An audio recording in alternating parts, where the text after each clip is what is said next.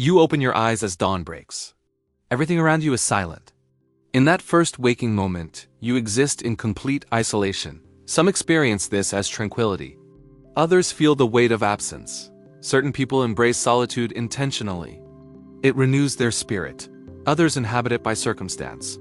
They never really had another option. You've likely noticed them. Those who remain on the periphery at social events, who politely decline invitations with practiced ease, who claim to be okay. Hoping someone sees through the facade. For solitude seekers, being alone isn't a void. It's room to exist fully.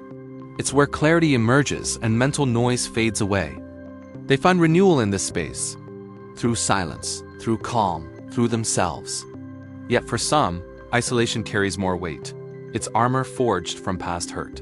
Broken trust, letdowns, experiences that taught them distance equals safety.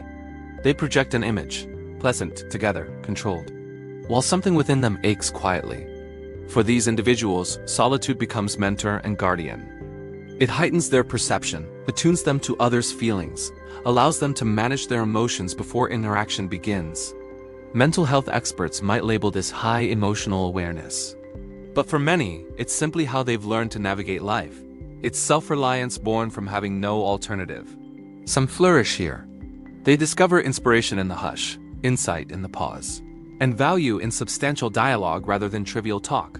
Creators, authors, philosophers. Many have channeled solitude into their greatest achievements. Then there are those whose solitude wasn't chosen, who exist apart because genuine connection seems impossible. Perhaps their bonds lack depth, their loved ones don't truly know them, or they've discovered that opening up can lead to pain. They mask their struggles with charisma and wit, maintaining enough separation to stay protected. This isn't frailty. It's self-preservation. It's adaptation to a world that often overwhelms and surprises. Still, even the most resilient occasionally hope someone might just say, "How are you really doing?" Solitude molds people in subtle ways. It builds strength, understanding, and self-knowledge.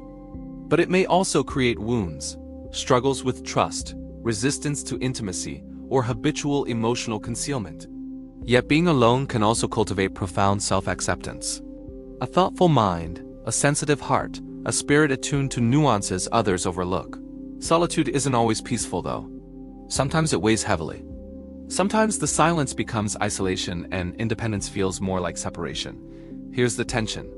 Solitude offers calm, yet occasionally highlights what's absent. People navigating this aren't damaged. They're resilient souls, deep thinkers, sensitive beings. Silent fighters moving through a chaotic world. They show us that joy doesn't require company, that courage takes many forms, and that meaningful connection can start from within, sometimes before it comes from anywhere else. Perhaps this reflects your experience. Perhaps you've actively chosen solitude. Or perhaps circumstances led you here. Regardless, being alone doesn't measure your value. Recognizing why you seek solitude, whether it restores or protects you, can help you live more authentically, connect more openly, and find genuine peace within yourself. Maybe in that quiet space, you'll discover the world hasn't overlooked you. It's simply ready for your authentic self to emerge. The person who's been evolving quietly this whole time. So I'm curious, do you genuinely cherish your solitude, or do you sometimes long for connection while claiming you don't? If this spoke to you, share your thoughts below.